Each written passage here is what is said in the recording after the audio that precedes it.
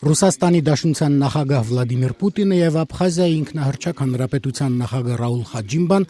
այսօր Սոչիում ստորագրել են Դաշնության եւ ռազմավարական համագործակցության պայմանագիրը։ Ռուսական կողմը կրկնապատկելու է աբխազներին հատկացող տնտեսական օգնությունը։ 2009-13 թվականներին Ռուսաստանը Աբխազիային 11 միլիարդ ռուբլի է տրամադրել։ Դրված են նոր խնդիրներ եւ երկարաժամկետ նպատակներ, որոնք լուրջ ֆինանսավորում են պահանջում։ 2015 թվականի ընթացքում Աբխազիային կտրվի 5 միլիարդ ռուբլի, ասել է նախագահ Պուտինը։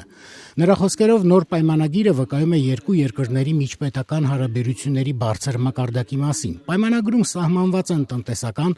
սոցիալական, հումանիտար, ինչպես նաև պաշտպանության եւ անվտանգության բնագավառներում ռուս-աբխազական համագործակցության հիմնական ուղղությունները, ասել է Պուտինը։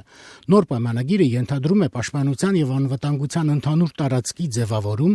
ներքին գործերի կառույցների աշխատանքի համակարգող կենտրոն։ Սոչիում կնքված պայմանագրով ռուսական կողմը երաշխավորելու է Աբխազիայի սոցիալական մակարդակի աճին, առողջապահության, կրթության եւ գիտության բնագավառների ծառայողների աշխատավարձը աստիճանաբար կհասնի Ռուսաստանի չափանիշներին։ Մեր երկիրը երկար ժամանակ բարդկացության մեջ էր, սակայն այս նոր պայմանագրով մեր հարաբերությունները կթևակոխեն նոր փուլ։ Չենք կասկածում, որ մեր ժողովրդին մեծ օգուտ կբերի Ռուսաստանի Դաշնության տրամադրած աջակցությունը, այդ թվում Աբխազիայի անվտանգության եւ սոցիալ-տնտեսական զարգացման բնագավառներում, ասել է ինքնահռչակ հանրապետության նախագահ Ռաուլ Խաջիմբան։ Նրա խոսքերով, եթե նախկինում առաջնայինը սոցիալական ծրագրերի իրականացումն էր, հիմա Աբխազիայի առջև կդրվի տնտեսական հնարավորությունների մակարդակը բարձրացնելու խնդիր։ Պուտինն էլ է գովեստով խոսել նոր պայմանագրի մասին։ Ռուս-աբխազական հարաբերությունները բավական հաջող են զարգանում։ Մենք ստեղծեցինք իրավական լավ հիմք։ Միաժամանակ մեր փորձագետները եւ օրենսդիրները հանգել են այն եզրակացության, որ անհրաժեշտ է ձեռնարկել լրացուցիչ միջոցներ Աբխազիայի տնտեսությունը զարգացնելու եւ անվտանգությունը երաշխավորելու համար, ասել է Ռուսաստանի ղեկավարը, ավելացնելով, որ Սուխումիին Մոսկվայի տրամադրած օգնության չափը կրկնապատկվելու է։ Սոչիում նաեւ Հայաստանին վերաբերվող ուշագրավ հայտարարություն է արվել։ Նախագահ Պուտինը խոսել է տրանզիտային երկաթուղային միջանցքի հնարավորության մասին։ Считаем